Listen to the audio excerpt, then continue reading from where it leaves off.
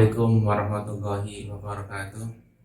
Bismillah, alhamdulillah, salatu wassalamu ala rasulillah wa ala alihi wa sahbihi wa mawala la khawla wa la quwwata illa billah.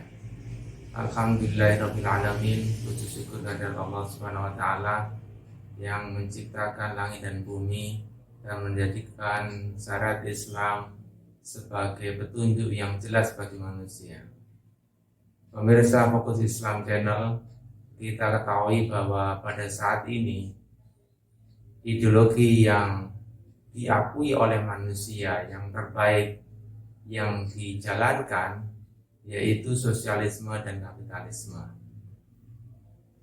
Tapi pada saat yang sama kita ketahui bersama dan kita rasakan bagaimana kedua ideologi tersebut tidak mampu untuk memberikan ketenangan, keamanan, keadilan, dan kesejahteraan. Semuanya berasal atau bermula karena kedua ideologi tersebut tidak didasarkan kepada ketaatan kepada Allah Subhanahu wa taala. Kedua ideologi tersebut adalah buatan manusia yang semata-mata mengarah kepada kepentingan nafsu manusia itu sendiri.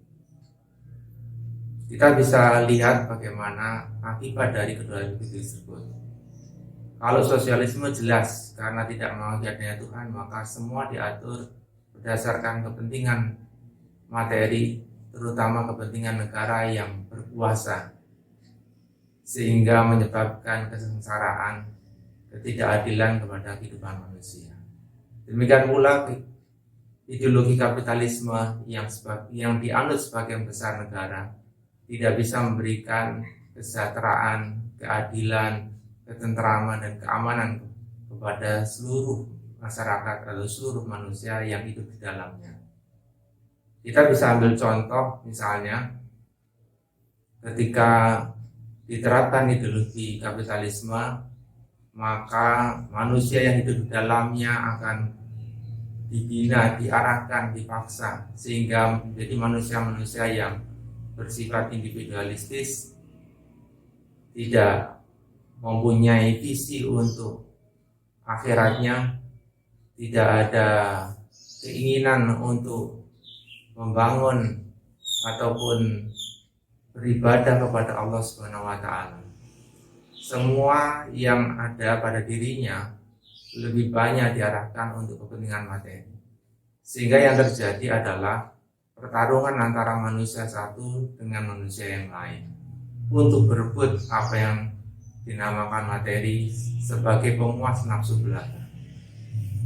Di bidang ekonomi demikian pula yang paling menonjol dari sisi kapitalisme, kita melihat bagaimana seharusnya sumber daya alam yang diberikan oleh Allah SWT untuk kepentingan seluruh manusia itu dikuasai oleh segelintir para pemilik modal yang menguasai sebagian besar sumber daya alam, baik itu hutan, sumber daya air, dan sumber mineral yang kaya yang sebetulnya bisa digunakan untuk mensejahterakan manusia semuanya. Tapi ketika sumber daya alam itu dimiliki oleh segelintir orang, maka akibatnya adalah negara tidak mempunyai kemampuan untuk membangun. Negara tidak mempunyai kemampuan untuk mensejahterakan rakyatnya. Karena negara pada sistem kapitalisme hanya lebih bertumbuh kepada pajak yang diambil dari semua rakyat.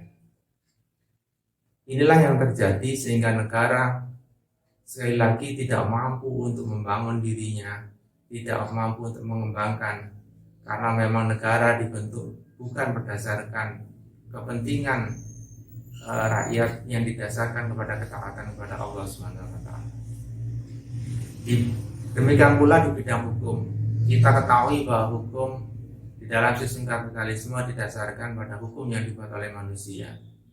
Maka akibatnya pun kita bisa melihat dan merasakan adanya ketidakadilan hukum. Siapa yang dekat dengan para penguasa, dekat dengan kepentingan ataupun kekuasaan, maka dengan mudahnya dia akan mendapatkan perlakuan hukum yang istimewa. Demikian pula dari hukum yang ada itu tidak bisa memberikan rasa keadilan. Di mana misalnya saja, ketika orang itu membunuh, maka hukumannya adalah hukuman kurungan. Justru inilah yang terjadi di mana ketika hukum itu didasarkan atas kepentingan ataupun berdasarkan nafsu manusia, maka yang terjadi adalah ada keinginan untuk balas dendam, ada keinginan bahkan untuk keinginan untuk membunuh, itu menjadi hal yang biasa. Sehingga kita bisa melihat banyak sekali, hampir setiap hari terjadi kejadian pembunuhan. Belum hal-hal kriminal yang lain yang bisa kita lihat, yang itu akan terus berlangsung dikala hukum itu disandarkan kepada hukum yang dibuat oleh manusia. Pencurian, korupsi, dan segala hal yang terkait dengan kejadian-kejadian kriminal semuanya tidak bisa diselesaikan secara tuntas. Terbukti di penjara itu hampir semuanya overload dengan para narapidana, sehingga ini membuat kehidupan ini menjadi tidak tentram, kehidupan ini menjadi berat juga bagi negara ketika harus mengurusi atau memberikan makan untuk para narapidana, sehingga kebutuhan ataupun pengeluaran yang dikeluarkan negara setiap tahunnya akan terus meningkat. Kita bisa lihat juga dari sisi kesehatan, di mana ketika pandemi COVID-19 melanda dunia, maka yang terjadi adalah hal yang sangat luar biasa, di mana ketidakmampuan negara untuk mengcover seluruh biaya kesehatan, seluruh hal-hal yang diperlukan untuk mencegah pandemi ini meluas tidak bisa dilakukan. Dan akibatnya kita bisa melihat jumlah yang terinfeksi COVID-19 akan semakin banyak dan tidak mungkin untuk ditangani secara maksimal. Akibat dari itu semua juga kita bisa melihat banyaknya gelombang PHK yang membuat lebih banyak kesengsaraan kepada rakyat, dan inilah yang saat ini kita rasakan semua, di mana dari semua negara ketika pandemi ini berlangsung, maka banyak dari manusia yang hidup di dunia ini mengalami kesengsaraan.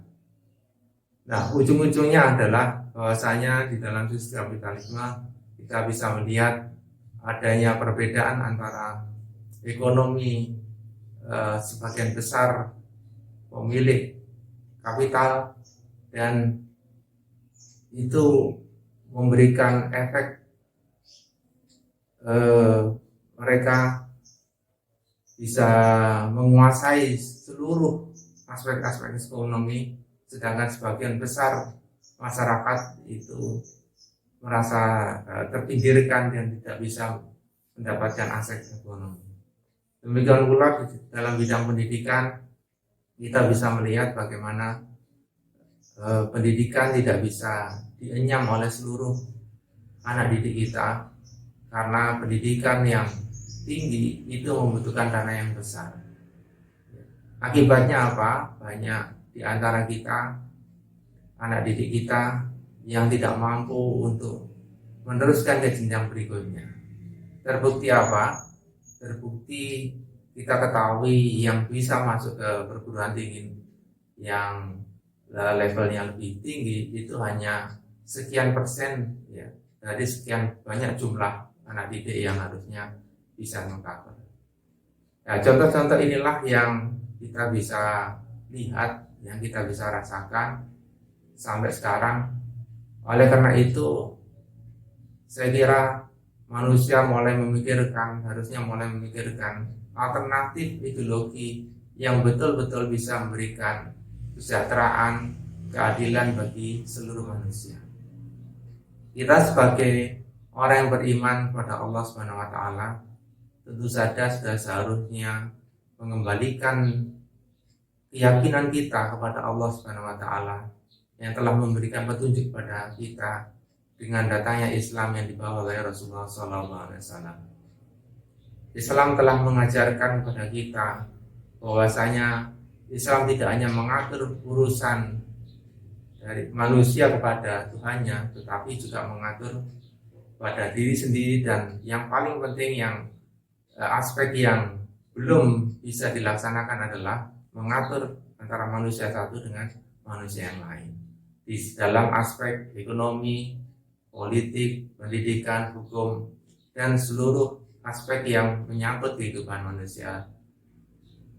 Nah, oleh karena itu menjadi tugas dan tanggung jawab kita bagi semua yang sudah mengetahui, sudah menyadari bahwasanya Islam itu tidak sekedar mengatur ibadah, tetapi Islam itu mengatur segala hal. Artinya Islam itu adalah ideologi yang bisa diterapkan. Oleh karena itu, fokus Islam mengambil tagline bahwa kita harus mempersiapkan umat untuk menuju kehidupan Islam. Karena sebagaimana yang dijanjikan Rasulullah, setelah ini ketika dunia dipimpin oleh para diktator, maka akan ada kekhilafan atau kepemimpinan Islam yang mengembalikan Islam itu hadir di tengah masyarakat dengan membawa manhaj kenabian. Artinya Islam akan tegak kembali dan manusia diatur kembali sesuai dengan hukum Allah, dan dengan itulah kita yakin bahwasanya Islam akan bisa memberikan kesejahteraan, keadilan, keamanan, dan kesejahteraan sebagaimana yang diimpikan setiap manusia. Karena hanya Allah lah yang tahu yang terbaik buat manusia. Oleh karena itu sekali lagi, marilah kita mempersiapkan umat ini bagi siapa saja yang diberi kesadaran untuk kembali kepada Islam, untuk mengajak kembali dan memberikan dakwahnya untuk menjelaskan bagaimana indahnya kehidupan ketika diatur dengan sistem Islam. Itulah yang menjadi tujuan kita dengan adanya Fokus Islam Channel ini. Moga-moga channel ini bisa bermanfaat buat Anda semua yang ingin bersama-sama mewujudkan kembali kehidupan Islam. Demikian dari kami, moga-moga ini bermanfaat. Sekali lagi kita mohon kepada Allah. Bismillahirrahmanirrahim. Tawakkaltu 'ala Allah, la haula wala quwwata illa billah. Moga-moga ini bisa menjadikan manfaat yang besar buat umat ke depan untuk menuju kehidupan Islam. Bila taufiq wal hidayah. Assalamualaikum warahmatullahi wabarakatuh.